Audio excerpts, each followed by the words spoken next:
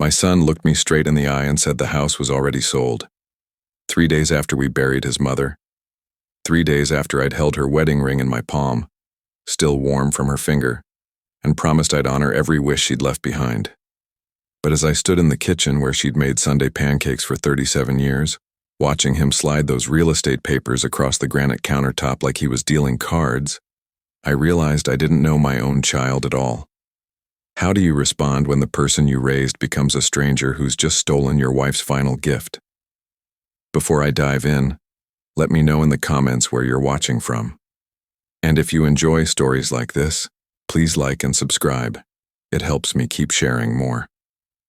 The morning light filtered through Margaret's lace curtains, casting the same delicate shadows she'd loved to trace with her fingertips during her coffee ritual. I could still smell her lavender perfume lingering in the air, mixed with the faint scent of the roses she'd planted by the window 20 years ago. Everything in this house held her presence, from the slight creak in the third stair to the way the refrigerator hummed her favorite tune when it cycled on. She'd been gone exactly 72 hours, and already my son was erasing her. "Dad, you need to understand this is business," Marcus said, his voice carrying that cold efficiency he'd learned in his corporate job downtown. He was wearing one of those expensive suits Margaret had always worried he spent too much money on, the kind that made him look successful, but somehow smaller at the same time. His wedding ring caught the light as he tapped the papers with his index finger, and I noticed he'd already removed the small silver band his mother had given him for his 16th birthday. "The market's hot right now, we can't afford to." I picked up the contract, feeling the weight of the paper between my fingers. The address was unfamiliar, somewhere on Maple Street across town, but the sale price made my chest tighten. $520,000. Exactly the amount Margaret had whispered to me in her final days, when the morphine made her words soft but her intentions crystal clear. She'd told me about the house, about the money, about the secret she'd kept for our entire marriage. But she'd also told me something else, something that made my hands shake as I read Marcus's signature at the bottom of the page. "You don't even know what this place is, do you?" I asked him, setting the contract down carefully beside Margaret's favorite coffee mug, the one with the chip on the handle that she'd refused to throw away, because I'd given it to her on our first anniversary. Marcus shifted in his chair, and for just a moment, I saw a flicker of the little boy who used to climb into our bed during thunderstorms. "It's an investment property Mom bought years ago, probably some rental she forgot about. The important thing is it's worth $500,000, and we need to liquidate her assets for the estate." The word liquidate hit me like a physical blow. Margaret wasn't an asset to be liquidated. She was the woman who'd sung lullabies in 3 languages, who'd taught Marcus to ride a bike in this very driveway, who'd held my hand through my father's funeral, and never once complained when I cried in her arms. She was the keeper of our family's stories, the one who remembered every birthday and anniversary, and small triumph that made our life together meaningful. And now our son was reducing her final wishes to a line item on a spreadsheet. "She left specific instructions about that house," I said quietly, watching his face for any sign of recognition, any hint that he remembered the conversations we'd had about respecting his mother's final wishes. "She wanted me to see it first." "Dad, with all due respect, you're grieving. You're not thinking clearly about financial matters right now." Marcus pulled out his phone and started scrolling through messages, dismissing me with the same casual indifference he'd show a telemarketer. "I've already spoken with the buyers. They're paying cash, closing next week. It's done." The silence stretched between us like a chasm.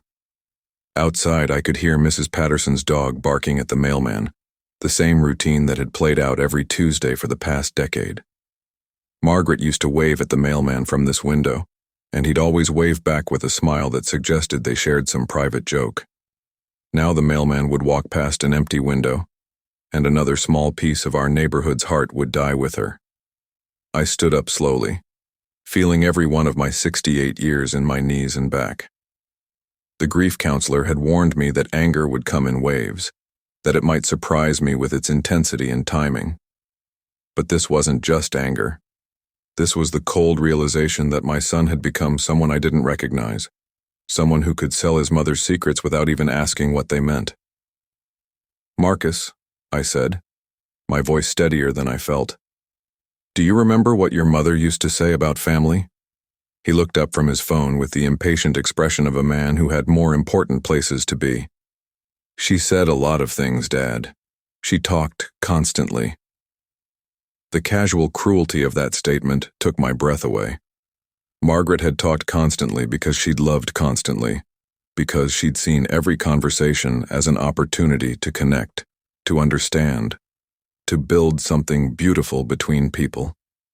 She'd talked to Marcus about his dreams when he was young, about his fears when he was struggling, about his successes when he'd finally found his way, and he'd reduced all of that love, all of those words, to an annoyance.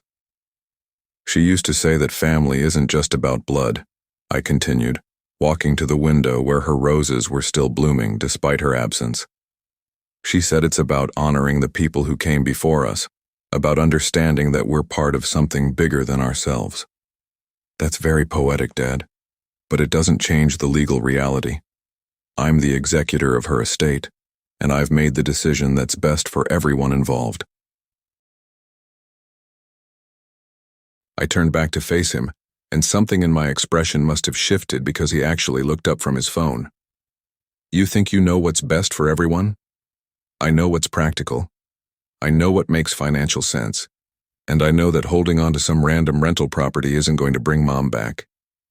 The words hung in the air between us like smoke from a fire that had already consumed everything precious. I realized in that moment that Margaret had been right about more than just the house.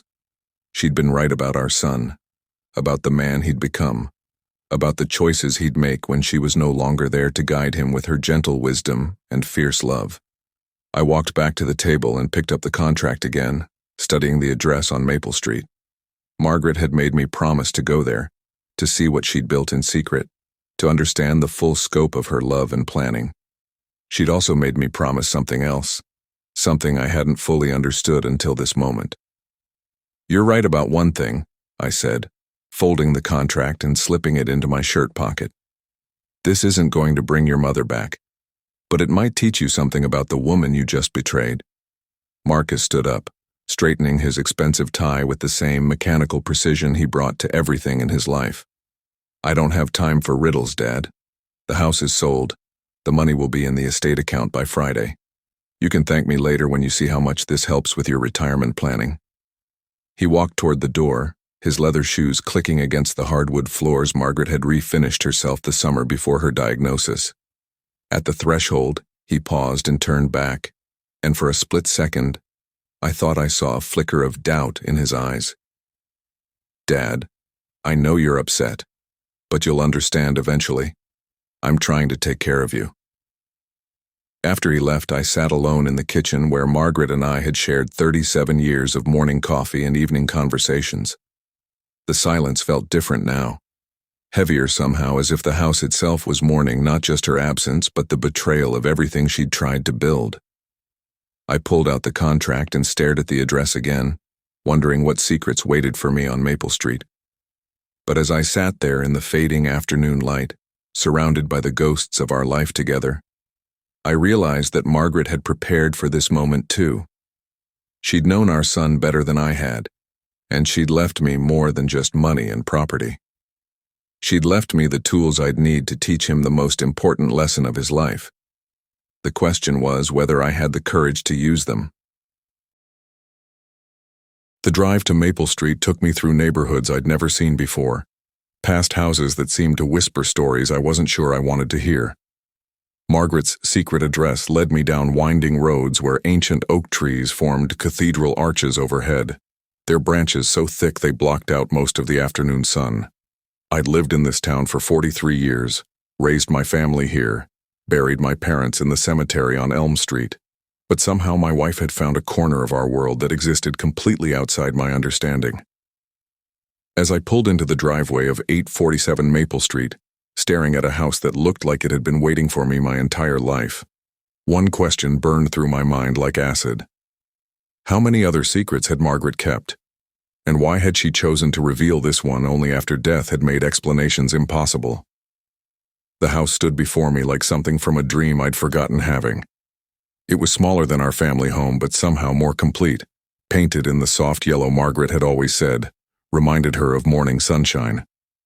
The front porch wrapped around the entire structure, supported by white columns that had been carved with intricate details I recognized from sketches I'd found in Margaret's art supplies years ago. She'd always claimed those drawings were just idle doodling, meaningless patterns she made while talking on the phone or watching television. Now I realized they'd been blueprints for a life I'd never known she was building. The key was exactly where she'd told me it would be, hidden beneath the third loose brick in the garden wall beside a patch of the same roses she'd grown in our backyard. My fingers trembled as I lifted the brick, feeling the weight of metal against my palm. The key was warm, as if someone had been holding it just moments before, and attached to it was a small tag with Margaret's handwriting. For William, when you're ready to understand. Ready to understand what? I'd thought I understood everything about the woman I'd shared a bed with for 37 years. The woman who'd borne my child and held my hand through every crisis and celebration life had thrown our way. Inside, the house smelled like Margaret's perfume, and something else. Something that made my chest tighten with recognition I couldn't quite place. The living room was furnished with pieces I'd never seen before, but each one reflected her taste so perfectly it was like walking through her mind. A burgundy leather chair sat beside a window that looked out onto a garden where every flower was something she'd mentioned loving, but never planted at home. Bookshelves lined the walls, filled with volumes of poetry and philosophy and art history, subjects she'd claimed to find boring whenever I'd suggested we take classes together at the community college. On the mantelpiece above a fireplace that had clearly been used recently, I found the first photograph. It was Margaret, but not the Margaret I knew. This woman was younger, maybe in her early 30s, standing beside a man I'd never seen before.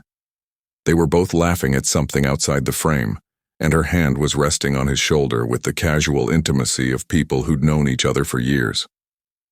The man was tall and dark-haired, with the kind of confident smile that suggested he'd never doubted his place in the world.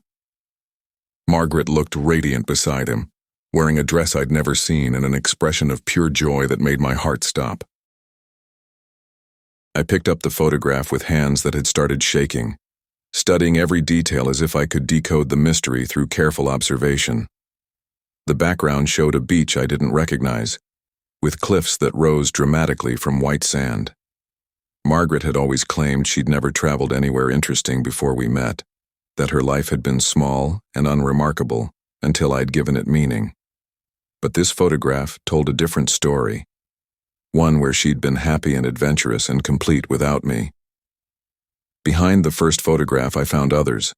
Margaret at what looked like an art gallery opening, surrounded by paintings that bore her signature in the corner. Margaret at a graduation ceremony wearing a cap and gown I'd never seen, holding a diploma that wasn't from the community college where she'd supposedly taken a few random classes.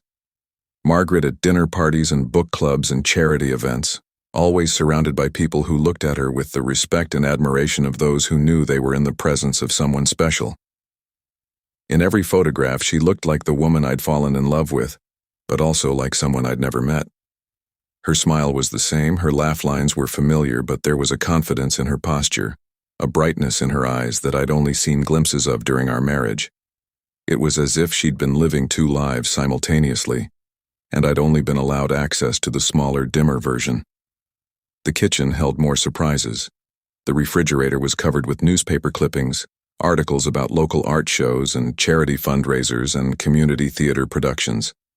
Margaret's name appeared in several of them, sometimes as an organizer, sometimes as a featured artist, sometimes as a major donor. One article from just 6 months ago showed her presenting a check for $50,000 to the Children's Hospital, money that had apparently come from the sale of her paintings at a gallery downtown. I'd never known she painted anything more serious than the watercolor landscapes she'd occasionally worked on at the kitchen table, claiming they were just a way to pass time while I watched sports on television. But the most shocking discovery was waiting for me in the bedroom. On the nightstand beside a bed that had clearly been slept in recently, I found a leather journal with Margaret's name embossed on the cover. The pages were filled with her handwriting, entries that spanned the last 15 years of our marriage. As I read, my understanding of everything I'd thought I knew about my wife began to crumble like sand. William thinks I'm content with our small life, one entry read. But contentment and happiness aren't the same thing.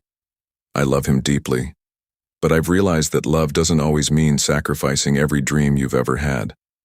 This house, this life I'm building here, it's not about leaving him.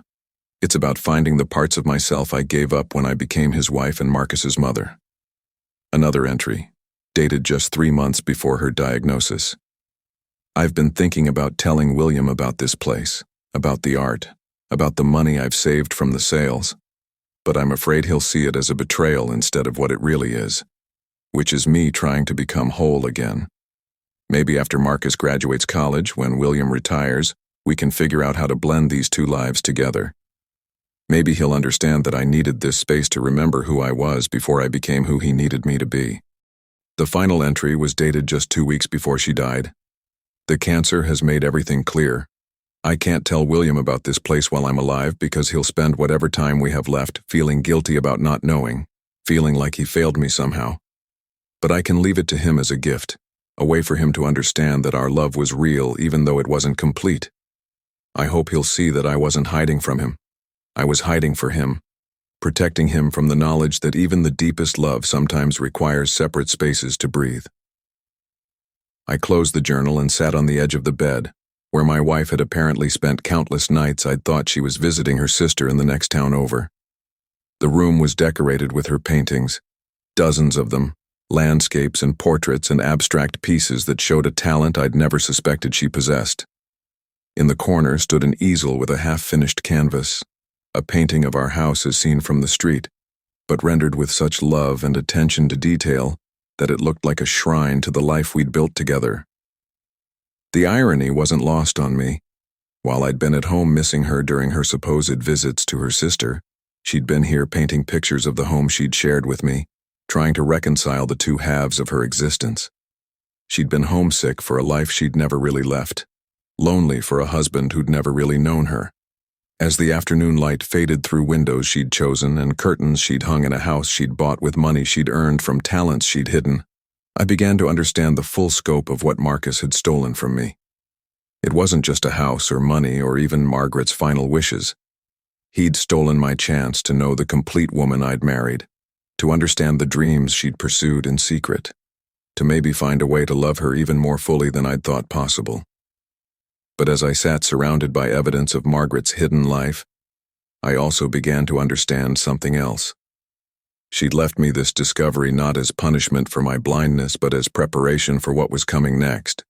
Because if she'd been capable of building this entire secret existence while maintaining our marriage, if she'd been planning and saving and creating for 15 years without my knowledge, then she'd certainly been capable of planning for Marcus's betrayal too. The question was what else she'd left for me to find, and whether I was ready to discover just how well my wife had known our son. I found Margaret's real will hidden behind a painting of our wedding day, tucked inside a frame she'd built with a secret compartment that opened only when you pressed the corner where her signature appeared in tiny script. The document was dated just 1 month before she died, notarized and witnessed by people whose names I didn't recognize, and as I read the carefully typed pages in the lamplight of her secret study, I felt the ground shift beneath everything I thought I understood about my wife's final months. She'd known exactly what Marcus would do, had predicted his betrayal with the precision of someone who'd spent 32 years watching their child choose convenience over conscience, money over meaning. But what made my hands shake as I turned each page wasn't just her foresight about our son's greed, it was the realization that she'd been testing him all along, setting up an elaborate trap that would either redeem him or destroy him completely. How do you mourn a woman who was still orchestrating your family's fate from beyond the grave? The will I'd seen at the lawyer's office had been a decoy, a carefully crafted document designed to give Marcus exactly what he expected to inherit, while hiding the true scope of Margaret's estate. According to the real will now spread across the desk, where she'd apparently spent countless evenings planning our future. The house on Maple Street was just the beginning. Margaret had been buying and selling properties for over a decade, using her art sales and a series of investments I'd never known existed to build a portfolio worth nearly $2 million. Every piece of real estate was held in a trust that would only activate if specific conditions were met. Conditions that required Marcus to prove he understood the difference between inheriting money and inheriting responsibility. The first test had been the house sale, and Marcus had failed spectacularly. By selling the property without consulting me, without even asking about its significance, he'd triggered a clause that transferred ownership of 3 rental properties directly to a children's charity Margaret had supported for years.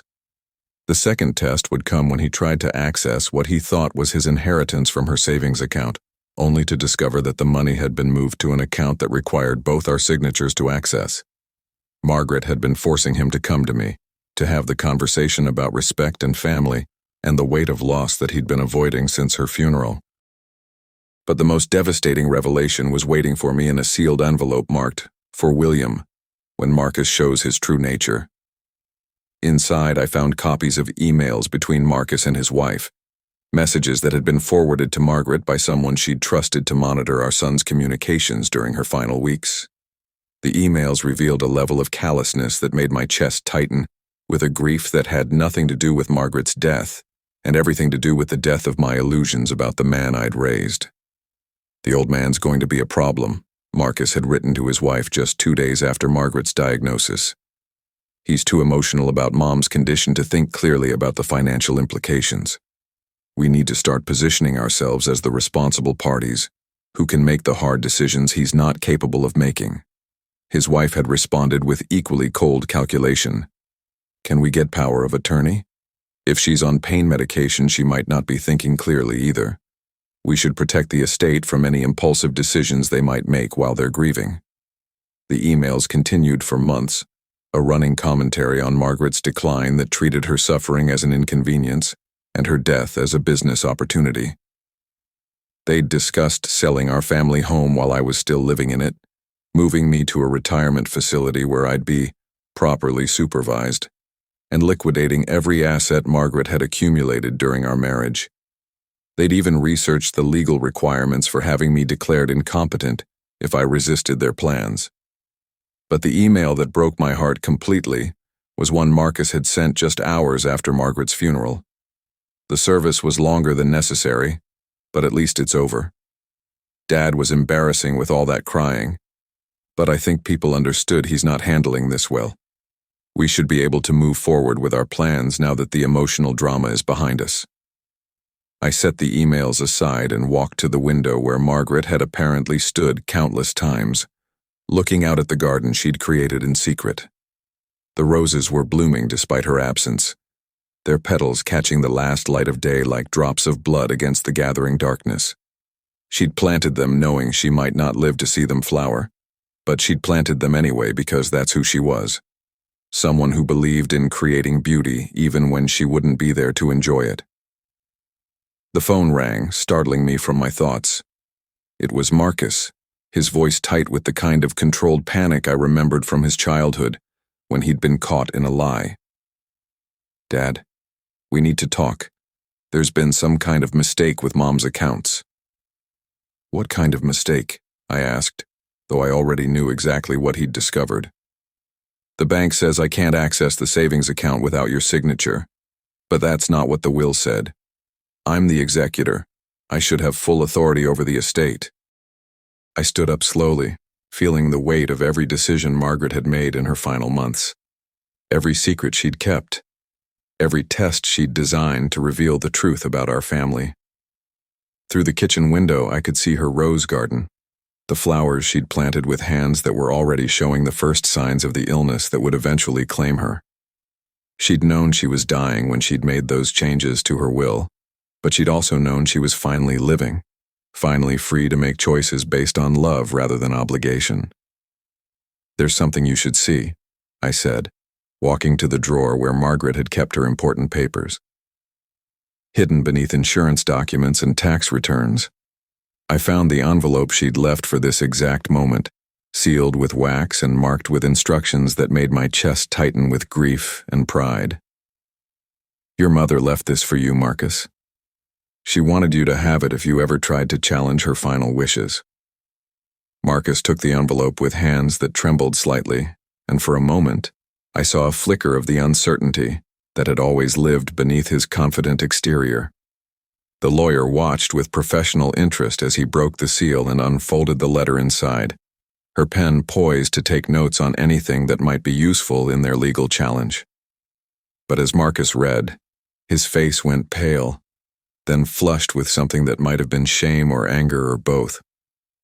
The letter was in Margaret's handwriting, dated just 1 week before she died, and every word was written with the clarity and precision of someone who knew exactly what she was doing. "My dearest Marcus," the letter began, "if you're reading this, it means you've chosen to challenge my final will, rather than accept that I made these decisions with a clear mind and a full heart. I'm not surprised. I've watched you grow into a man who believes that love should be convenient, that family obligations should never interfere with personal ambition, that the people who raised you owe you their life's work simply because you exist." The lawyer leaned forward, trying to read over Marcus's shoulder, but he pulled the letter closer to his chest, his breathing shallow and rapid.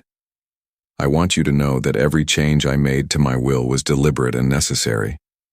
The money you think you deserve was earned through work you never knew I was doing, investments you never helped me make, sacrifices you never witnessed.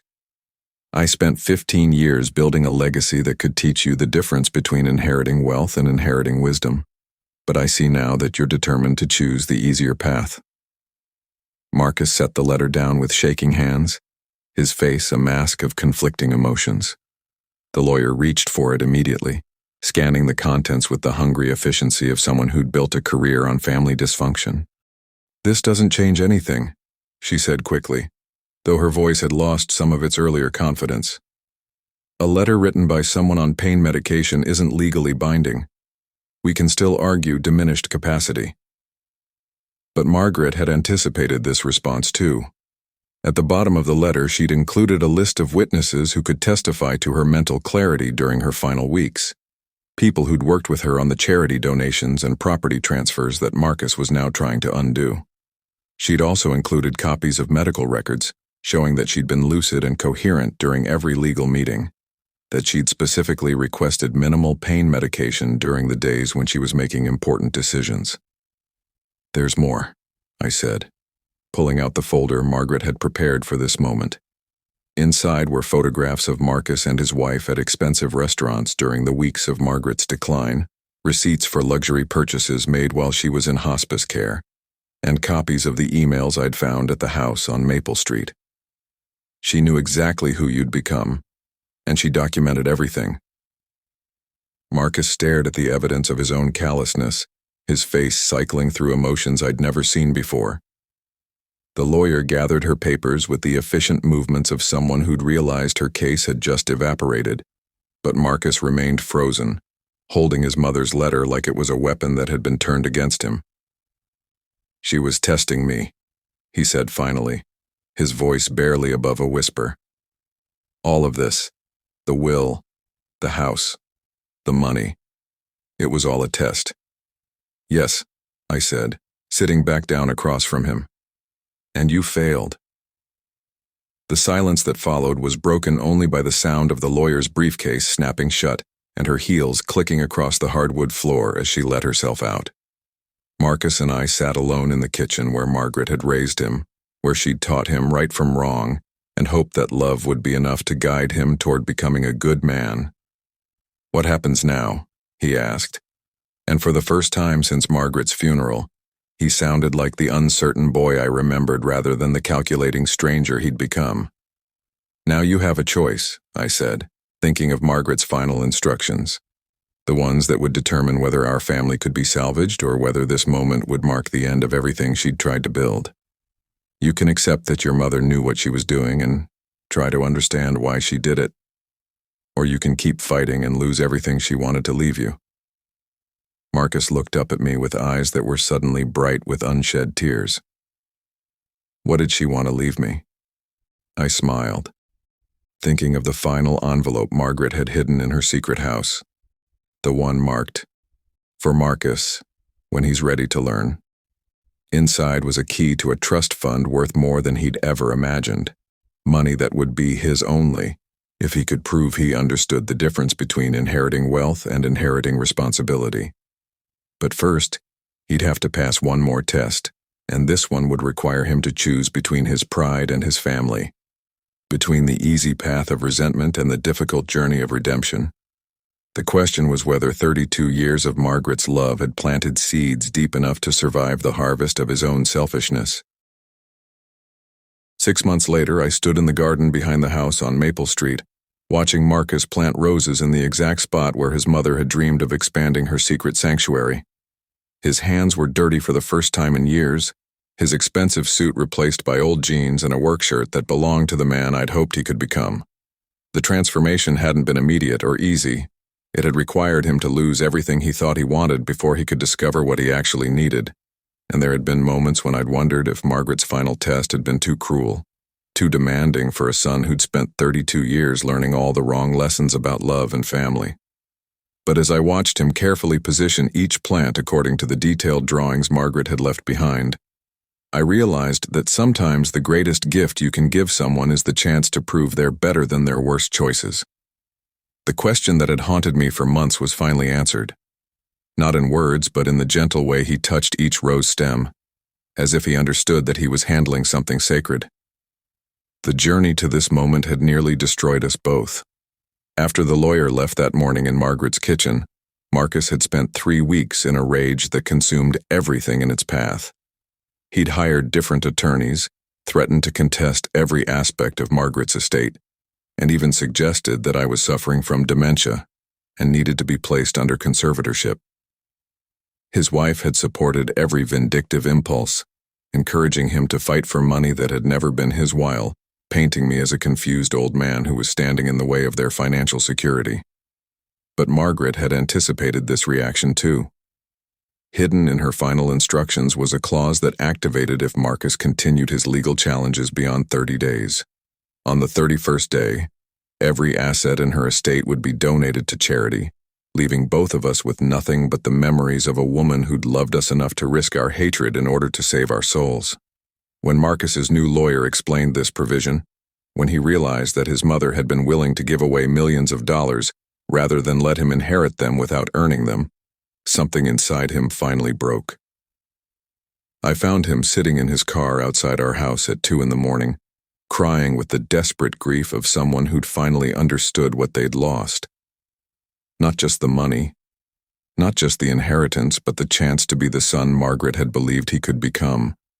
He'd spent so many years focused on what she owed him that he'd never considered what he owed her, and now she was gone, and he was left with the terrible knowledge that he'd wasted their final months together planning how to profit from her death. "I don't know how to fix this," he'd whispered when I found him there, his face streaked with tears that looked silver in the streetlight. "I don't know how to become the person she wanted me to be." That's when I'd given him the key to the house on Maple Street and told him about Margaret's real final test. Hidden in her secret study was an envelope containing the deed to a property worth more than everything else in her estate combined, a piece of land on the outskirts of town that developers had been trying to buy for years. The property was his, but only if he could prove he understood why she'd hidden it from him, why she'd spent 15 years building a life he'd never known about, why she'd chosen to test his character rather than simply trust his love. The proof she required wasn't legal or financial. It was personal. Marcus had to spend 1 full year learning about the woman who'd raised him, not the simplified version he'd created in his mind, but the complex, talented, dreaming person she'd actually been. He had to visit every place she'd volunteered, meet every person she'd helped, understand every sacrifice she'd made to build the life they'd shared while pursuing the dreams she'd never abandoned. Most importantly, he had to complete the projects she'd left unfinished. The garden at the house on Maple Street was just the beginning. Margaret had been planning to turn the property into a community center for single mothers, a place where women could learn job skills while their children played in the garden she'd designed. She'd left detailed plans, architectural drawings, and enough money to make it happen, but only if Marcus could prove he understood that inheriting wealth meant accepting responsibility for the dreams of those who came before you. The first few months had been brutal. Marcus discovered that his mother had been supporting 3 families whose breadwinners had lost their jobs, paying for children's medical treatments, and quietly funding scholarships for students who couldn't afford college. Every revelation about her secret generosity was another reminder of how little he'd known about the woman who'd shaped his entire life, how focused he'd been on his own needs that he'd never bothered to learn about hers. But slowly, something began to change. As Marcus worked alongside the contractors renovating the community center, as he met the families his mother had helped and heard their stories of her kindness, as he read through journals filled with her thoughts about love and sacrifice and the responsibility that comes with privilege, he began to understand what Margaret had been trying to teach him. The money had never been the point. The inheritance had never been about rewarding him for being her son. It had been about challenging him to become worthy of the legacy she'd built, to prove that he could carry forward her values rather than simply spending her savings. "She knew I'd fail the first test," Marcus said now, brushing dirt from his hands as he stood back to admire the newly planted roses. "She knew I'd sell the house without asking questions, that I'd see dollar signs instead of meaning. But she also knew that failure might be the only thing that could wake me up." I nodded, thinking of Margaret's final letter to me, the one I'd found just last week, hidden in a book of poetry she'd left on her nightstand. In it, she'd explained that the tests weren't punishments but gifts, opportunities for both Marcus and me to discover who we really were when everything comfortable and familiar was stripped away. She'd known that our son needed to lose everything he thought he wanted before he could find what he actually needed, and she'd been willing to risk his hatred to give him that chance. "The community center opens next month," Marcus continued, his voice filled with a pride I hadn't heard since he was a child, showing me a drawing he'd made in school. "We've got 12 women enrolled in the job training program, and the daycare is already at capacity. Mom would have loved seeing kids playing in her garden." As if summoned by his words, the sound of children's laughter drifted over from the playground that had been installed where Margaret had planned it, in the spot where she'd sketched swings and slides in the margins of her architectural drawings. The community center was already serving families, already fulfilling the dreams she'd nurtured in secret while living the smaller life she'd thought was all I could handle. "There's something else," Marcus said, pulling an envelope from his jacket pocket. "I found this in Mom's desk yesterday, addressed to both of us." Inside was a photograph I'd never seen before, taken on our wedding day but from an angle that showed Margaret looking not at the camera but at me, her face radiant with a love so pure it took my breath away.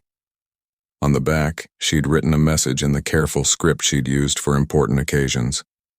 "For my 2 favorite men, when you finally understand that love isn't about what we inherit from each other, but what we choose to build together." Below that, in smaller writing, she'd added, "William, thank you for giving me a life worth living. Marcus, thank you for giving me a reason to dream of the future. Now build something beautiful together." As I stood in the garden where Margaret had planted seeds she'd never see bloom, watching our son water roses that would flower long after we were both gone, I realized that her greatest gift hadn't been the money or the property, or even the painful lessons about family and responsibility.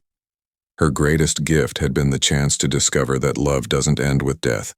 It transforms into something larger and more enduring than any single life. Marcus had passed her final test, not by becoming perfect, but by becoming willing to grow. And I had passed mine not by being the perfect father, but by being brave enough to let him fail and find his own way back to the values she'd tried to teach us both. The community center would serve families for generations, funded by an endowment Margaret had established and managed by a board that included both Marcus and me. Her secret life had become a public legacy, her hidden dreams transformed into visible hope for people who needed second chances and new beginnings. But more than that, her tests had given us back to each other. Not as the father and son we'd been before, shaped by expectations and disappointments, and the comfortable lies families tell themselves, but as the men we'd chosen to become after everything false had been burned away. As we walked back toward the community center, where Margaret's portrait hung in the lobby beside a plaque that read, In memory of a woman who believed in the power of second chances. Marcus stopped and turned to me with an expression I hadn't seen since he was young. Dad, I'm sorry. For everything. For not seeing who she really was. For not understanding what family means. For almost throwing away the most important thing she left us. What's that? I asked, though I already knew the answer. Each other, he said simply. She left us each other, and the chance to do better. That evening, as I sat in Margaret's secret study reading through the journal she'd filled with dreams and plans and hopes for our future, I understood the final lesson she'd been trying to teach us. Love isn't something you inherit or deserve or earn through good behavior. Love is something you choose, again and again, even when it's difficult, even when it requires you to become better than you thought you could be. Margaret had chosen to love us enough to risk our anger, to endure our misunderstanding, to plan for our redemption, even when she couldn't be there to see it. And in the end, that choice had saved us all. The moral of our story isn't that money corrupts or that family is everything or that the dead can teach the living. The moral is simpler and more profound. Sometimes the greatest act of love is refusing to make things easy for the people you care about most, because easy love creates weak people, and the world needs us to be strong. What's your take on this story? Have you ever had to make a difficult choice to help someone you love grow, even if it meant risking your relationship with them? Share your thoughts in the comments below, and if this story moved you, please like and subscribe for more tales about the complicated, beautiful, sometimes painful ways we learn to love each other better.